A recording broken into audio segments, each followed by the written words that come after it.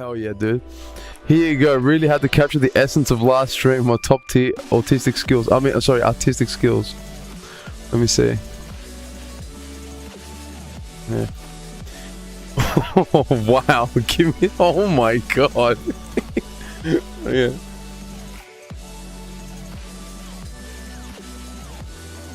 Yep. Pretty much. There you go, dude. That's pretty much it. We have fallen to this level, dude. Pretty much. Dragonoff and Lay. Trash. I'm saving that. Save image as. Pictures. I'm making a new file called fan art. I'm surprised how I'm not in the bin as well. There you go.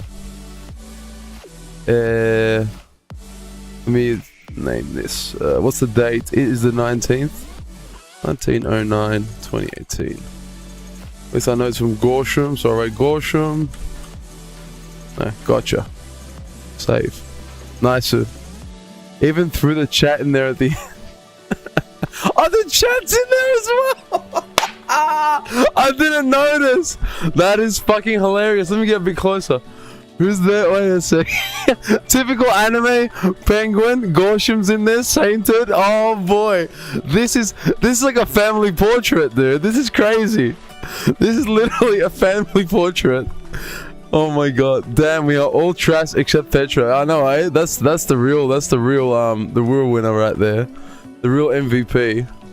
Holy shit. That is so funny. Oh. Touching moment, dude. This is a family portrait, dude. I should put this on the wall. That is fucking hilarious. Oh boy. There we go. Now that's something even more hilarious. Written lay guide. Yikes. Honestly, having natural talent or something sucks. It doesn't teach you to work hard on it, and when you finally start struggling, you're more likely to not know what to do with. Yeah, that's the thing with natural talent, because I fuck around with it with a lot of people, especially going to music university and having, like, I've had this debate with people for years and years and years, right? With teachers and with other students and all this kind of shit. And we noticed that, how do we say it? Like, I've definitely come to the conclusion that talent exists, but it's a bottleneck, and it's not the end all be all. It's practically useless if put in the right hands. If put in the wrong hands, sorry. Because there's guys, I can tell you, there's guys that used to go to uni and all that kind of stuff, and performing, you know, in contemporary performance, classical, all that shit, right? There's two types of people. There's the ones that are naturally talented, that don't need to try at all and just fucking nail it. And there's the people that grind it because they just don't have it, but they have like this disgusting, over the top work ethic, right? They break through the boundaries.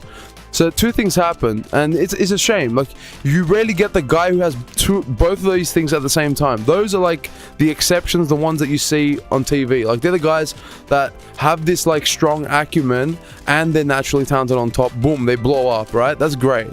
You know, it's not always the case, because usually the people that are just talented and have no acumen whatsoever just crash and burn really quickly. But you know, that's the exception of the exception. But you'll see two people. You'll see the guys that are like naturally talented. They're like the cocky ones, the ones that just, they don't have to even try. And you know, you can get away with it up to a certain point. There's gonna be a point where you're gonna hit your limit, and then you have to work beyond that point.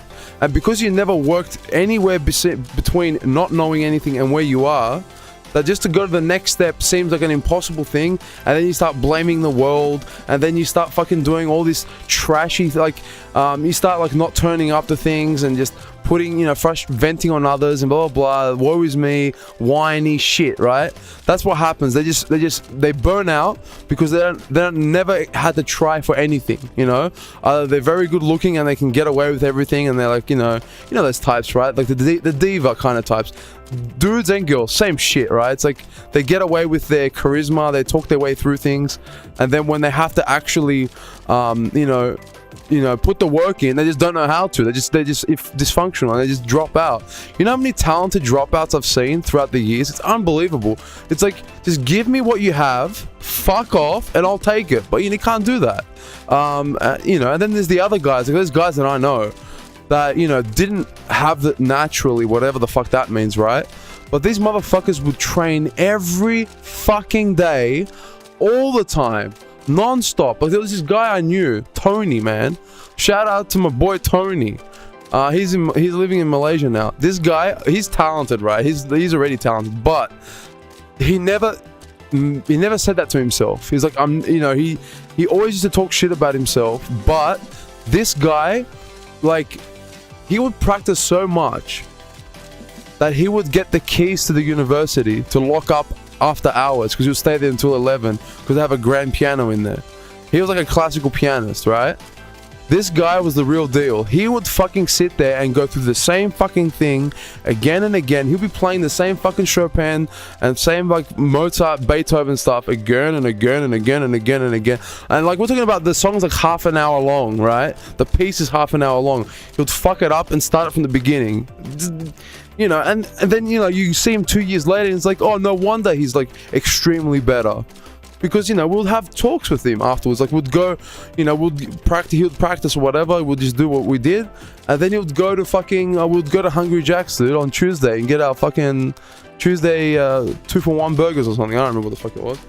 Japan's methods certainly seem to pay off, but the hits they take to their health to achieve it really isn't worth it. I never have grinded as hard as I did when I raced. I got burnt out, though. I don't know how people get burnt out. How people don't get burnt out. I think that has to do with temperament as well. There's some people that, how do I explain it, that they just don't care. Not in how do I say it, it doesn't faze them. They can do the same thing for 30 years and not even think about it. It doesn't even go through their mind. It's like they don't have a need to try something new and restart something. And you know, how do I say it? It doesn't go through their mind. It's not like they found a way to internalize, like, okay, focus, this is what we're doing. Like, to me, that takes work. That's why, you know, I'm very scatterbrained in what I do. Like, you know, I become pretty high level at a lot of things, but I always know inside of me, if I just stuck to one thing, I'll be really, really good. But I intentionally exchange being great at one thing in order to be able to be good at many. I'm making that deliberate exchange because I'd rather be happy with the ability to move around and work on things that I'm currently interested in than feel like I'm trapping myself into one thing. Because there's guys that I know, let's say for example Tony, let's say, I'm pretty sure for all the years I've known him, he loves what he does. Like, just, he doesn't question it. He doesn't want to go into a jazz piano. He doesn't give a shit about jazz piano. He's like, no, I want to be a concert pianist. I want to play at, you know, fucking a different, like, halls and stuff like that. Just playing, like, you know, classical and, you know, semi-contemporary classical pieces. You know, that's his shtick, you know? And he doesn't bat an eye for it. There's people, like, those people, it's a temperamental thing. Like that, you just have the temperament to not care. So the same thing that you mentioned about the people, let's say, do racing or play Tekken. Like, the people like Knee, JDCR, Q-Dance, and all that kind of stuff. Like, if you were to ask them, like, what is their life? What do they do from their day-to-day? It's probably Tekken. It's like what I do for the past 2 months, they've been doing for the past 15 years. I don't even know if I could do it for, like, you know, I'm not saying that I don't know if I can do it for a year, but I'm like, at that level where, you know, I'm doing it socially, you know? They're doing it privately. It's like, that's a next level kind of commitment. I'm doing it, I'm hanging out, we're talking, you know, I'm getting feedback live, you know. It's, for me, it's never been this much fun to learn something. It's been very different. Like, I don't know how it would feel to, like, learn, if I was, like, to go back in time and learn guitar this way, socially. That must be a really cool way to learn an instrument in general. I'd probably learn faster and better.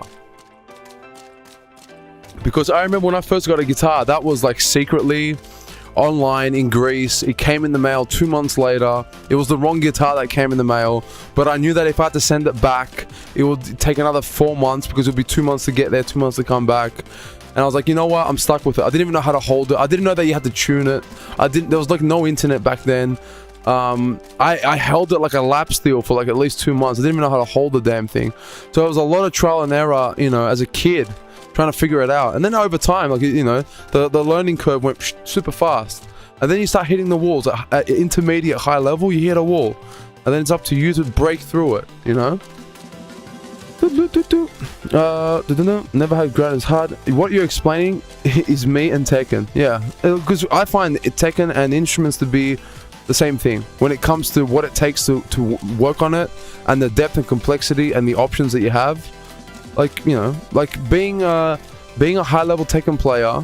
Like if you watch, we're talking about like, you know, Tekken World Tour top 10 guys, like those guys. They're like, you know, high level jazz musicians where they're thrown into a scenario and they have to improvise on the spot. Like they hear a chord, something gets dropped, and then based upon that experience of what just dropped, there's a certain way to move left or right that will land you a note that is within that scale or within that chord. And some things that you can do like 4 layers deep within a chord. Like a chord within a chord within a chord has a note that is relevant to what's being played right now. That initially to the untrained ear might not make sense, but over time it all will just connect. You know, that's high level shit, you know. Scatterbrain in some sense, but the way you learn Tekken is very analytical and has a lot of structure. That's just from like prior years of experience of like how to learn. How to learn is its own process. Like, you know, fuck man, the amount of stuff I've practiced and tried to learn over the years is a lot. But I think that's my favorite thing. If you have to ask me what's your favorite thing, I'll probably say my favorite thing is learning. Doesn't matter what it is. I like not knowing something and all of a sudden knowing it. It's the best rush I can get, you know? It's the natural high, bro.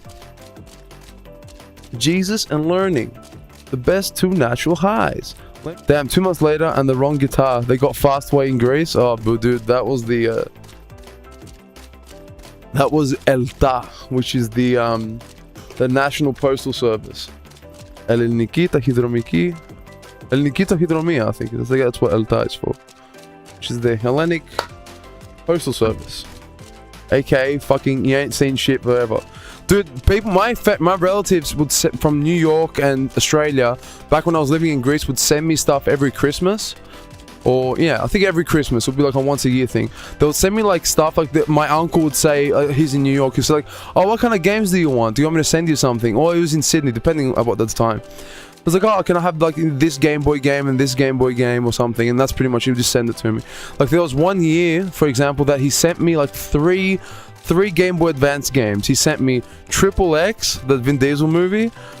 He sent me Tekken Advanced, I think, which was the Tekken game, obviously. And he sent me a Mario game. I can't remember if it was Super Mario 3, but he said that it was a Luigi was involved with it. But when we got the package 6 months later, like half of the stuff, or half the contents in the box were missing. I was talking about like candies, clothes, and like a Game Boy game. The Mario game was missing. I'm like, oh, this, and it was a very common thing that they would send something in, and something would be pinched out of the package because customs would have to open it up and inspect. But through the inspection, they'll do 5-finger discounts. Oh, here we go. Illustrated guide to a PhD. Every fall, I explain to a fresh batch of PhD students what a PhD is. It's hard to describe in words. So I use it in pictures. Read below the illustrated guide to a PhD. Okay, this is interesting. Imagine a circle that contains all of human knowledge. Yes. By the time you finish elementary school, yes, I agree. By the time you finish high school, yes, I agree. With a bachelor's degree, you gain a speciality. Okay, good. I like this. Master's degree depends on that speciality. Yes. Reading research papers takes you the edge of human knowledge. Yes. Once you're at the boundary, you focus. Boom. You push that boundary for a few years. Yes. Oh boy, this is exactly, dude, this is, I've talked about this before, but in a different way. That's the PhD. Yes. Yes, yes, yes, yes. 100%.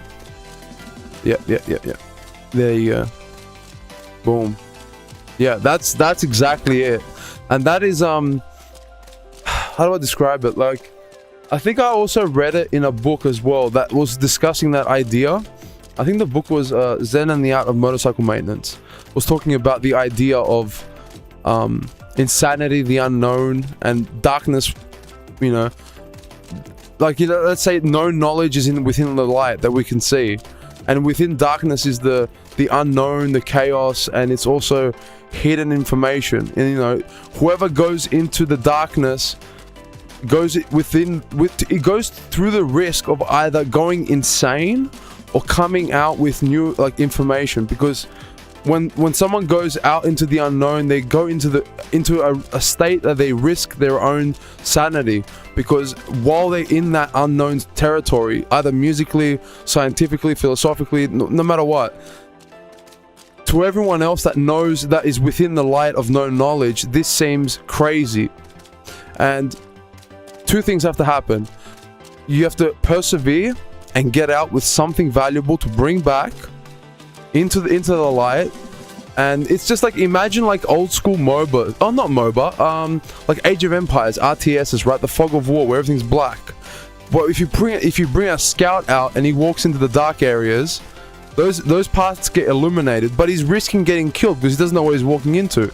That's exactly the same thing with knowledge. You're expanding outwards, but the guy who's at the edge where the darkness is, he doesn't know if there's a horde of enemies on the other side. You know, he doesn't know if he's going to get eaten up and destroyed. So it's up to you to be brave enough to take the risk to go into the darkness and come out victorious. Otherwise, you get consumed by the darkness itself and you go crazy. So it's like I love talking about these kind of things, right? But this is a Tekken stream. But yeah, Tekken can make you go crazy like that as well, right? It's all connected. But that PhD thing is very nice. I'm going to keep that because it's a nice thing to reference people. There's a visual aid. In 2 seconds, you can explain exactly what I'm trying to explain in half an hour. How do I say it? Motivation should not be seen as the ingredient for success. It should be seen as a bonus round. It's like, oh, you know, it's discipline beats motivation every time. That's the thing that I think me and my mate Tony were talking about that, because I'm like, how do you get the motivation? It's like, I don't have motivation. That's like, I get it maybe once in a while for a day or two because I'm feeling good that day. I woke up on the right side of the bed. I'm like, okay. When it comes, I take it because it's less work for me. You're just in that nice groove. But he says that what matters is you being able to just do that every day and just like wake up, treat it like a job. Like you just go to work, right? You're not going to just not go up or to work one day. You can, but you're just not advised, right? Learning to push through what doesn't motivate you is actually like a skill. It's a skill that you have to work on. And once you get that skill on lockdown, you really can like grow. Because if you only work on motivation, it's only on short bursts at short amount of times. And then you don't have that consistency in your work that allows you to develop, and then it becomes so sporadic that it becomes, you either from growth you drop the maintenance, and then if you don't do your maintenance you drop the degradation, where like you do it so infrequently that you're not even keeping your current skills in shape, and it's just you're getting worse over time. It's just like going to the gym. Like there's people that go to the gym 5 times a day. Oh no, sorry, 5 times a day, 5 times a week. They are in between, you know, they're on the edge of growth, but they're also reaching the edge of burnout. They're like right on that edge. If you go 7 days a week, your body won't like rest to heal. So, you know, 5 days is the growth. 3 days, you can still get growth, but it's on the barrier of maintenance. But if you go to the gym once a week or once a month, don't expect anything. Don't expect anything. And the same thing applies to mental endeavors, like, you know, solving math problems or solving programming problems. You need to be doing it a lot, so not only you get better, but to make sure you're not losing your current skill set, your current edge, you know, and no matter what you're doing. I'm saying different examples just to, you know, make it, just to cast a wide net. Yeah, PhD is a nipple. That's pretty much it.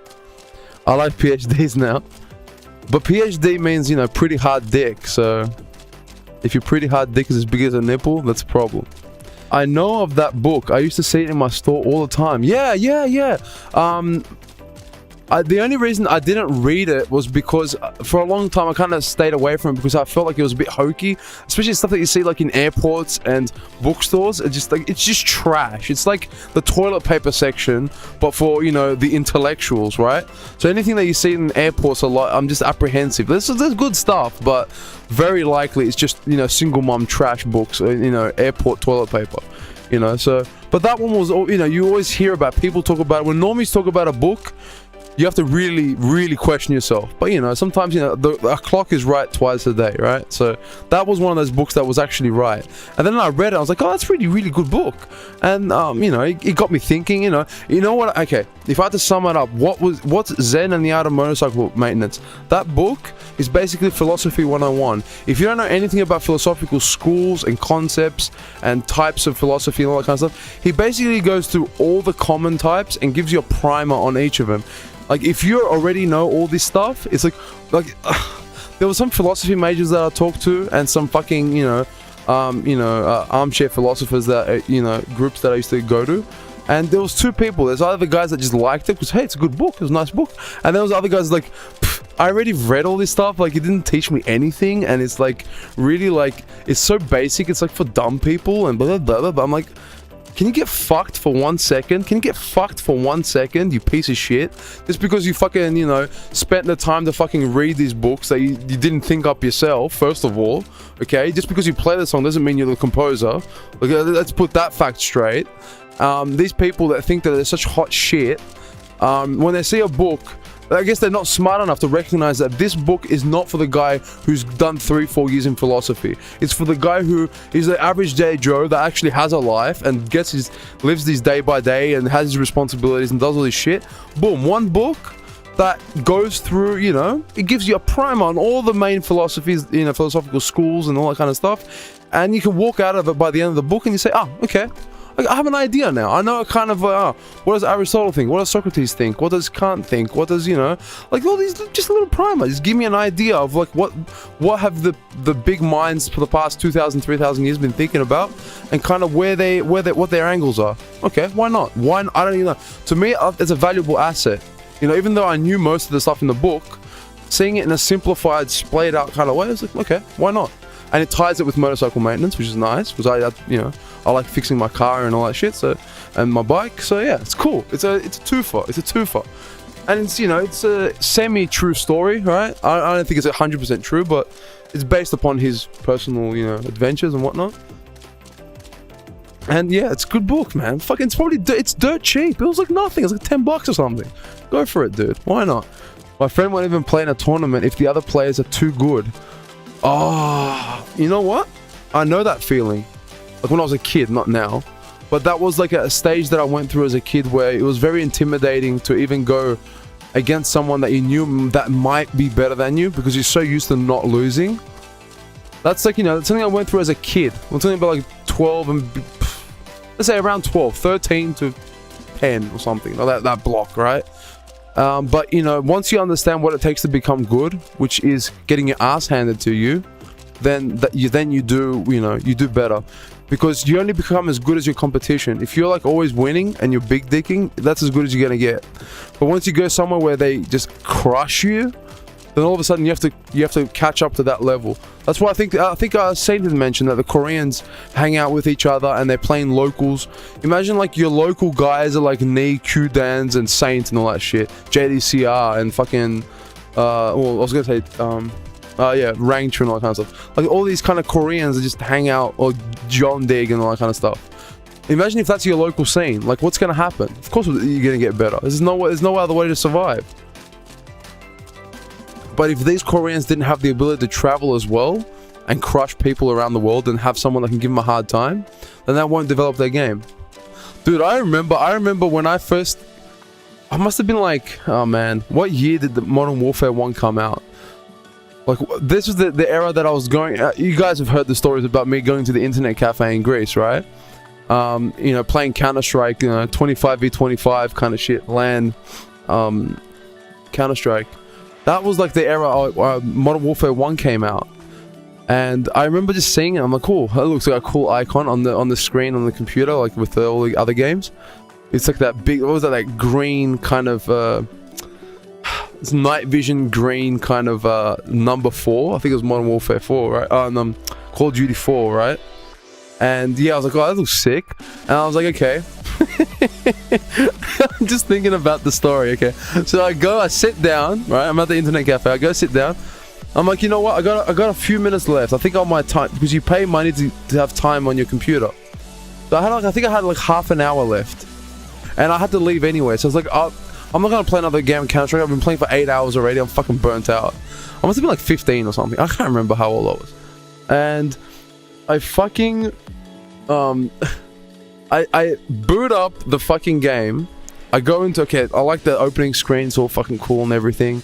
And then I sit down and I'm like, I put on the story mode, right? I put it to normal, whatever the fuck it was. And then it opens up and it shows that opening cinematic scene with that guy being dragged around somewhere in the Middle East, gets driven around their place, and then he's taken to this like place where like, some dictator, some warlord, I don't remember exactly what happened, right? And he gets like dragged around and fucking executed or something. He gets executed, right? That's like the opening scene to like Modern Warfare 1. It was like this really like dramatic, you could only control like the head where he looks as he's being driven around and that kind of shit. And like the guy fucking shoots you, right? I'm like, I literally pause the game, right? I get up, I go to the counter, and I'm like, $10. Increase my time right now, dude. I got radicalized and recruited on the spot when I saw it. I was like, you motherfuckers, dude, I'm gonna fucking destroy you. I literally just went to the guy at the counter, gave him 10 euros, and I'm like, just top me up, fam. I'm staying. And that was the best experience I've ever had, like just going through that Modern Warfare 1. It's probably the best first-person shooter campaign mode experience ever. Like, I don't know, nothing ever hit the spot like that one did. I think because it was the first one as well that did it, so I don't know if anyone did it better afterwards, but that one just fucking nailed it at that time. Yeah, it's iterative, right? So like playing more and more has changed the way I see the game. And even watching like high-level footage, I look at the game differently now, very differently than I did a month ago, and then a month before that was different from the month after that. So I know it keeps it in mind that I know that over time the game will look different to me again. Like in a month it looked different than it does now, and I think over time, as you keep doing that, we get more and more refined. And and also the stuff that people say in chat, I don't value it until like a few hundred hours after I've already read it. I have to read something and then it plays in my mind, and then I do matches wrong, right, for probably another 100 hours. And then that thing that I was told beforehand makes so much sense now. After you've like, you know, done the mistake 1,000 times, you do it correct like 10 times, spread around that time. And then after you hit a tipping point, it's like, oh, that's what you meant. Oh, that's what that is. You know, this is that. And then, you know, sometimes you need raw hours of just doing it wrong. Like you can't cheat progress without putting in the time. You can't just be given the right information and say, okay, I will never do this again. It's like, no, you gotta, like, you just can't. You gotta, like, beat it out of you sometimes, just with raw hours.